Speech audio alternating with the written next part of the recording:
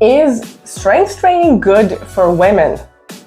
I know that's a really weird title of the video, but I just have to film it because I got a comment to the post that I won at one of the regional Russian competitions lately that what I do is not for women and it's bad for my uterus and the lady is really afraid for me and what is going to be with me. So I just had to respond. So here, there's an article and the video.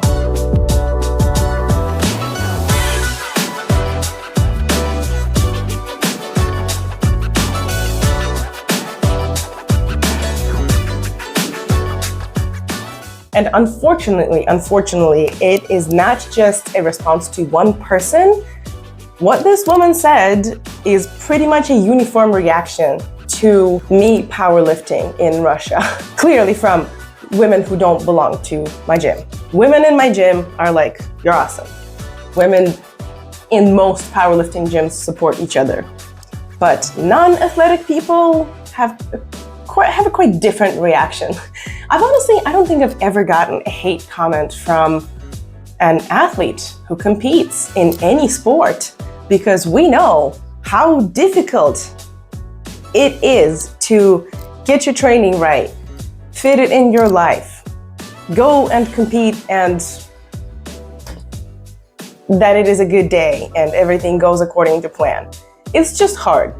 So anyways, I posted in the chat, in the Telegram channel that I'm so happy I won Best Lifter, and here's the deadlift of 190 kilos at body weight of 72.5. And I'm just so grateful, yay, only vegan at the competition. It was a vegan chat.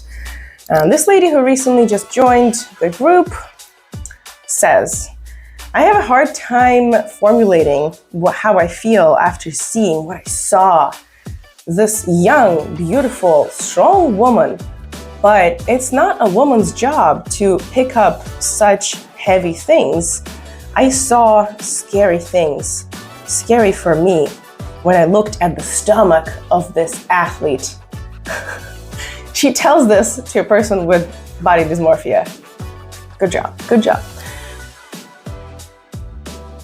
So in one word, I described what I saw. Oh, this is the second comment, by the way. The first comment was, oh my God, or kind of like, oh my God with a bad connotation. There's a word in Russia, it's called zhest, which means like, this is rough. Something like that. So that was the first comment, and I responded with a question mark asking her to explain, so this is the explanation. When I looked at the stomach of this athlete, I just described what I felt with one word above.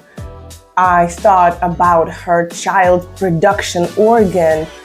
Of course, everybody decides for themselves and does what they want, but this is how I feel on this regard. I checked the account of this lady. She's like a girly girl with a daughter, you know, trying to be pretty and all, just a typical Russian lady. She does not look like an athlete. Maybe she is, maybe she was, I don't know. Maybe she had hard time giving birth, I don't know, but it seems like she had some complications, so she's trying to save everybody else from the same fate. I honestly just feel bad for people who are trying to save everybody online from whatever the shit they're afraid of. If you're afraid of something, don't do it. If you're afraid somebody else is gonna like damage themselves doing what you're afraid of, you go to the therapist and you talk with the therapist about your fears. Do not project your fears on other people online. I deal with this all the time, I'll be fine. But if there's like this young girl who just walks into a gym and she has very excited, she's just excited about what she can do and how she can train. Maybe she wants to bodybuild or powerlift or whatever the hell. And you tell her what you told me, of course this is going to scare her. And of course she's going to think that sports is a means to an end in form of appearance and not other things. Whereas there's lots of sports where appearance is not important at all. Like in powerlifting, performance is important, not appearance.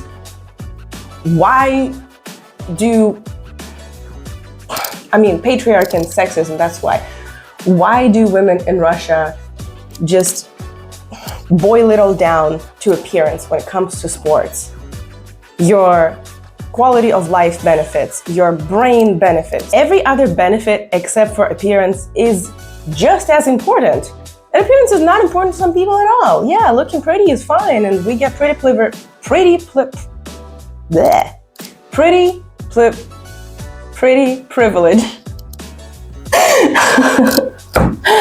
Not eloquency privilege, clearly.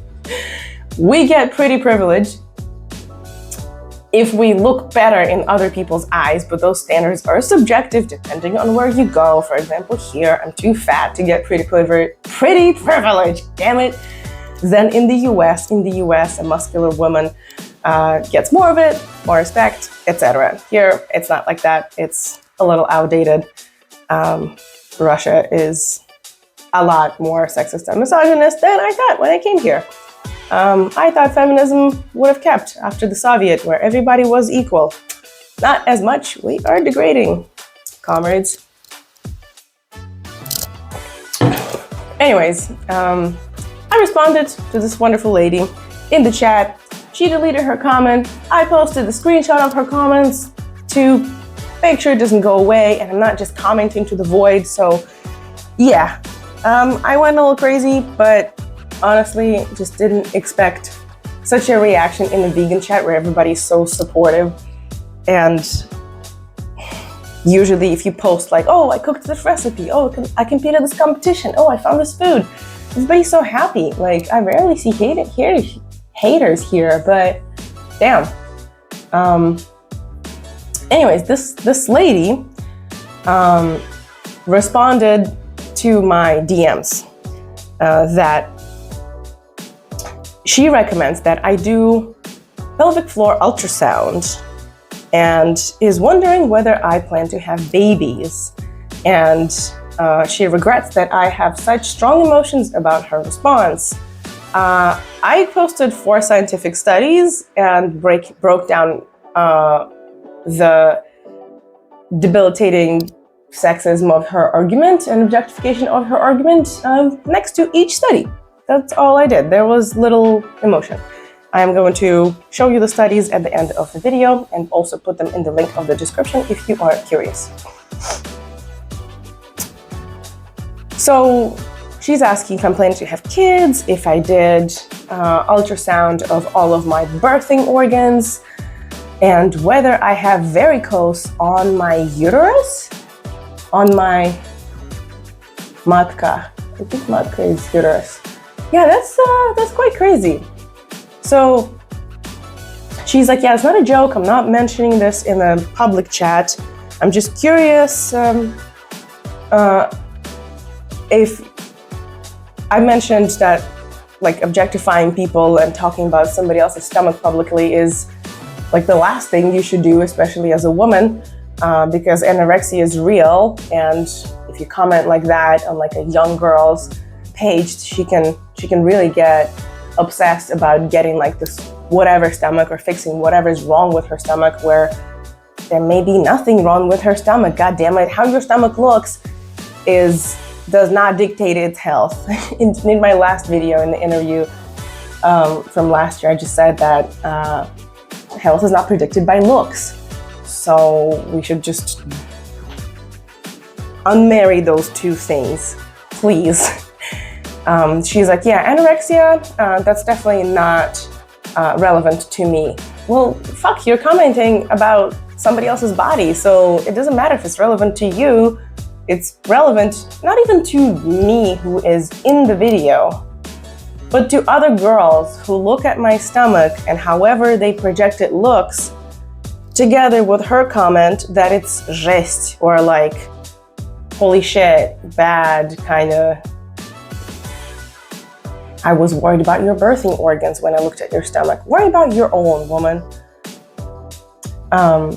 Yeah, I said about the stomach when I saw how it looked after you picked up the barbell and how much of a load there was on your uterus.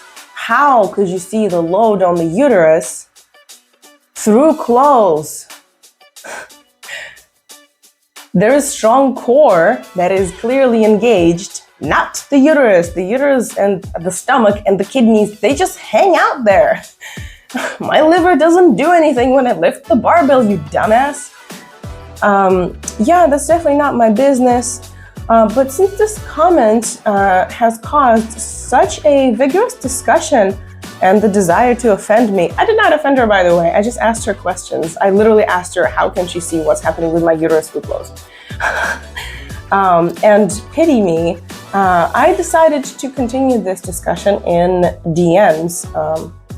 Clearly, you can just tell me go to hell, but I am curious about the substance. Okay. I responded that I will gladly respond in the public chat, not in the private, like I already have, and whether she has looked into any of the studies that I sent, and thanked her for caring for my health and let her know that yes, I did the uterus ultrasound and everything is dandy. In terms of future pregnancies and lifting during pregnancy, which I think this video touches a little bit, I have a whole block of videos getting ready. I wrote some scripts already and talked to some of my lifter friends who have given birth and came back to powerlifting. So do subscribe and like and comment if you are waiting for those videos about how successful, strong lifters change their training while they are pregnant in the first and second and third trimesters.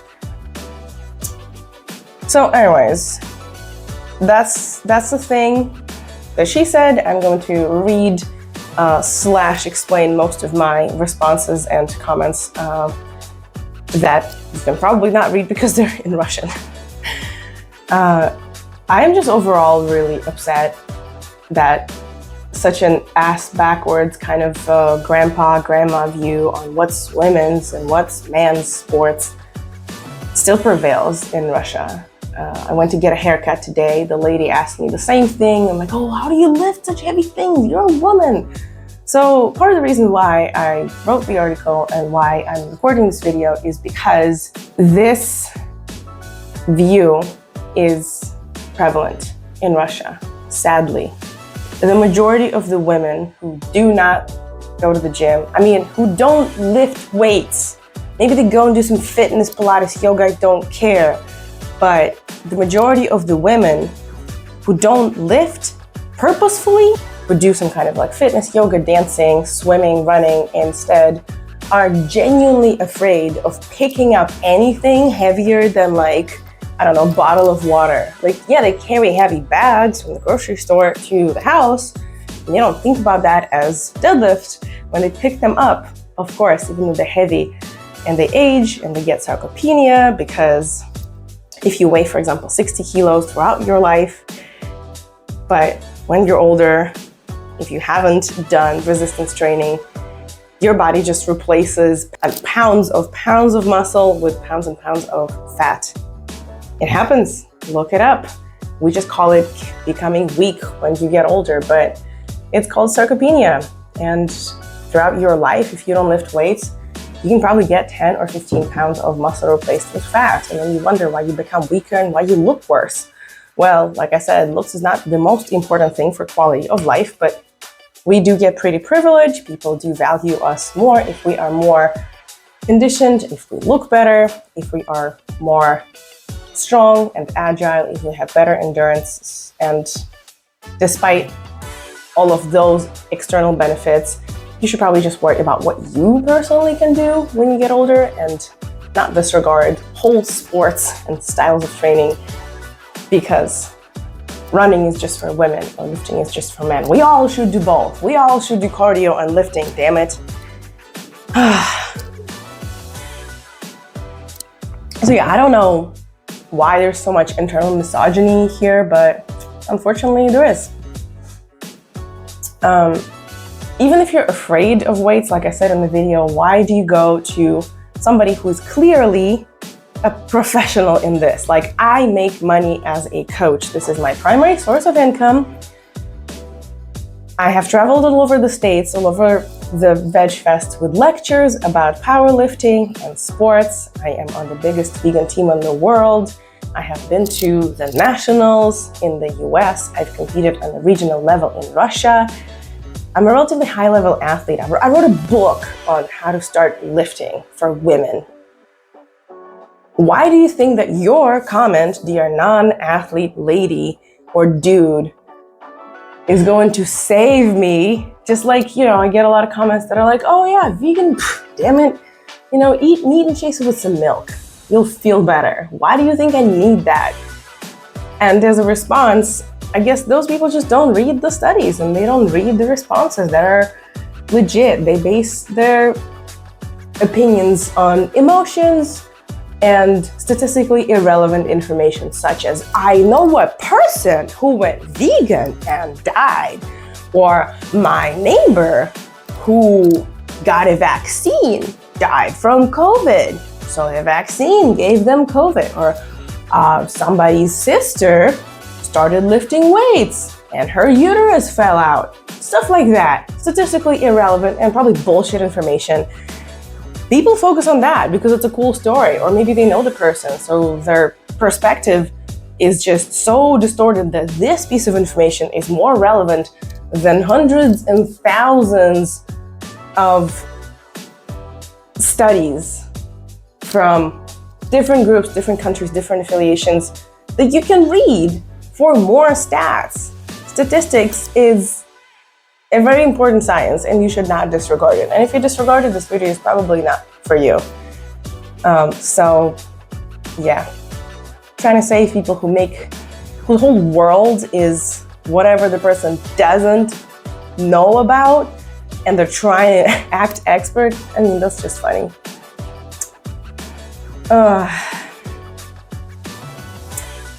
In terms of what is a woman's sport and what is a man's sport, let's look at the Olympics. Most women compete in the same sports as men. I think there may be some exceptions, but not a lot. There are, I would say, for professional lifters, there are differences in how you train as a man and as a woman. And yes, women have weaker upper bodies. For example, we cannot do pull-ups just naturally as we grow up as easily as men can. And we have less testosterone, sure, but training differences are not as vast as most people think. Most women should do back and arms and chest and abs and not just glutes and glutes and glutes, not just ass. You should train other things than ass, please, and abs. It's like ass and abs and maybe biceps sometimes just because everybody does this. When they came to the gym, you should try other exercises in your arsenal than whatever you saw the bros do. And men, you should probably also train legs. Yeah, chest is cool, large bench is cool, but a good ass is also a foundation of your back. You need a strong back, you need a squat, and you need a deadlift, and you need to do accessories. So there are more similarities in how men and women should train, especially if you are not looking to compete, if you're just looking to do this for general health and well-being. Oh yeah, I have a whole block in the article about my waist. Yeah, let's talk about my waist and how much of a woman it makes you if your stomach or waist looks a certain way. So the lady commented on my stomach, right? How like she's afraid for my uterus or whatever. I'm not a lean person. She probably saw a little bulge of fat under the belt, and here's a video in case you wanna see what she saw and get as spooked as she got. Man, I love my deadlift. I think it looks great. I finally am proud of my deadlift. I used to deadlift like a shitting dog for years. It was not pretty. Now it's finally okay. I'm finally happy with my deadlift. I'm bending towards the barbell to get it, and there's a belt on top. Like, of course, you're gonna get, look at a straw. A straw gets those little ridges. You're gonna get the same with the stomach. And no matter how lean you are, you're gonna get the little ridges like this. So one of them was my stomach. I'm 22% body fat. There's not that much fat, but you still see how it looks when I bent to get the barbell There's no problems with that. It did not destroy my body image, and it did not affect my uterus like the woman thought. I can tell you that my form and how I trained and how I felt during training was so much worse when I was bodybuilding. Oh my God. This is how my waist looked when I was bodybuilding. It's still really big. I am super lean. I'm 8% body fat. It's like 75 centimeters. Now it's probably 80.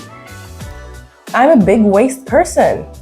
So to make my waist look smaller, I train more back and I train more legs and ass. So there's an optical illusion of a waist, even though it's quite large. But a woman who just read a comment like that for the first time when she started lifting, she could probably think that she needs to do something with her waist, make it smaller. You can't.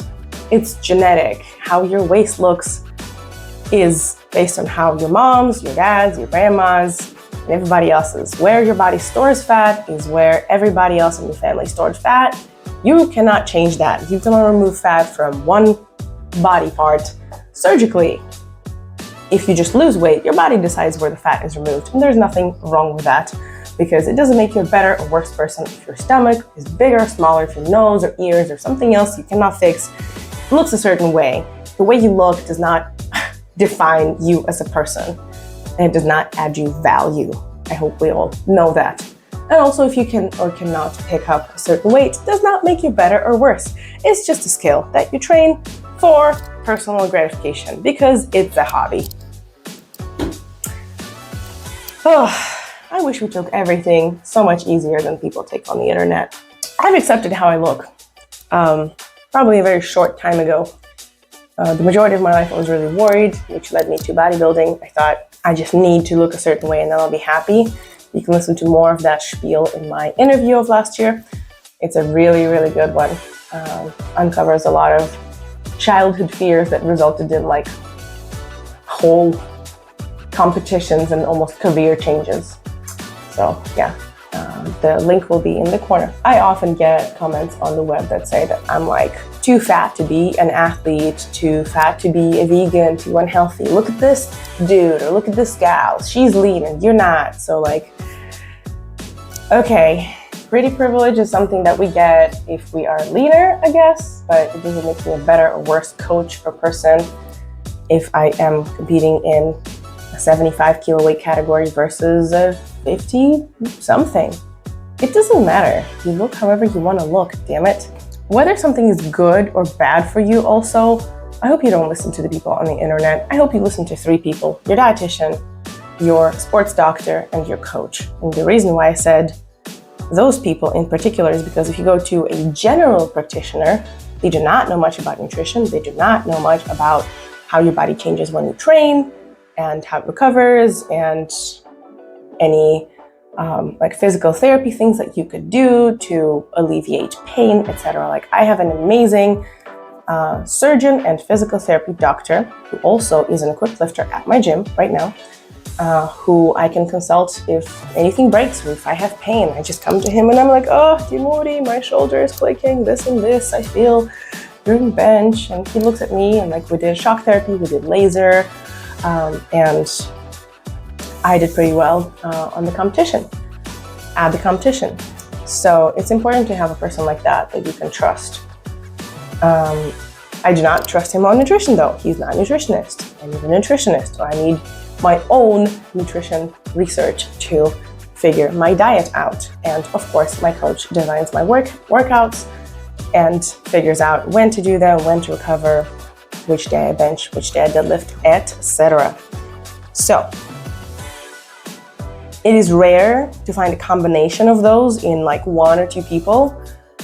So yeah, I do recommend you find a person who specializes in each and listen to them and not to like, I don't know, a stomach doctor when you came to check stomach and they're like, ooh, you have a growth. That's definitely because you're vegan. That's definitely because you lift weights.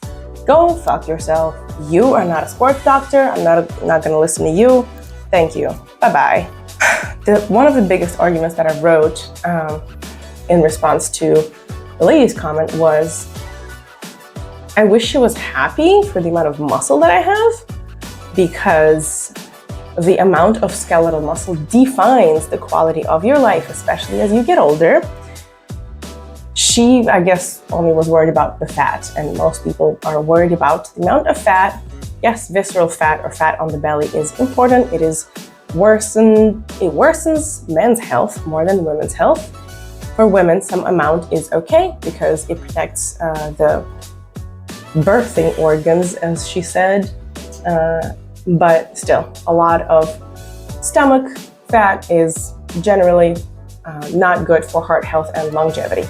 But your body decides where to put the fat. Not being obese is the minimum base for health, and having a good amount of skeletal muscle. Those two things. Another thing you need to consider is women have periods. We get osteoporosis as we get older. And what is the number one thing that you can do to prevent osteoporosis? Increase your bone mass density. Your bone mass density is increased not when you chew eggshells, as one of the commentators told me, but when you train, when you do resistance training. You can go and do an in-body scan or a DEXA scan and see exactly what is your bone density mass. My bone density mass is like 3.6. I just did an in-body, and I can record a video about it if you want, let me know. But yeah, it's quite crazy that the machine that has been designed to discover the proportions of muscle mass side to side and primarily to define the bone density mass. Now we used to define body fat percentage. Body fat percentage, if it's in the normal range, doesn't matter. It doesn't make you a better or worse person if it's more or less. Look at the bone density mass instead. You get less chances of osteoporosis if you have a higher bone density mass. And the only thing that increases it is resistance training. So go pick up a barbell, go hire a coach, or hire me to write you a great program, no matter what level you are. The link to start working with me will be in the description. You just get a consultation if you're unsure, or you can go to veganpowerlifter.com and buy whatever the program fits you best. All the 4 articles that I thought were relevant to the responses to this lady are linked in the description. Catherine Hobson wrote about the stronger sex. That's what the study is called. Women who lift weights get healthier, better bodies. Not, new research shows, bulkier ones. So you should totally read this study. That one is a randomized control trial by Stephen L. Watson and Benjamin K. Wicks. It's called High Intensity Resistance and Impact Training Improves bone mineral density and physical function in postmenopausal women with osteopenia and osteoporosis. The Liftmore randomized control trial. Osteopenia is muscle loss with age, in case you did not know. This one is by Caruso CM and Jill DL, and it's called Strengthening Physical Self-Perceptions Through Exercise. This study tells us about how strength training creates a larger influence on body image and self-perception of one's body than just general fitness or any training without weights. That's awesome for people who are like, oh yeah, I do fitness, but they don't pick up a barbell. And the last one, this is a study by Christina Prevet, and it's called Impact of Heavy Resistance Training on Pregnancy and Postpartum Health Outcomes. The study shows that individuals who engaged in heavy prenatal resistance training had typical prenatal and pelvic floor health outcomes that were not altered whether they engaged in or avoided Olympic lifting, Valsalva maneuver, or supine weightlifting. How about that? Guys, I don't know how they got so many pregnant women to lift, but you should read it. The link is in the description. It's awesome that we get studies like that. I think this is a good note to finish the video on. Don't be afraid of the barbell. Send this video to the girls who are afraid of strength training, the barbell, or who just don't know what to do. Let them know there is Coach Katya who can talk to them and dissipate all their fears and write them a cool training program that fits their lifestyle. Like the video, subscribe, and I will talk to you in the next one. Bye.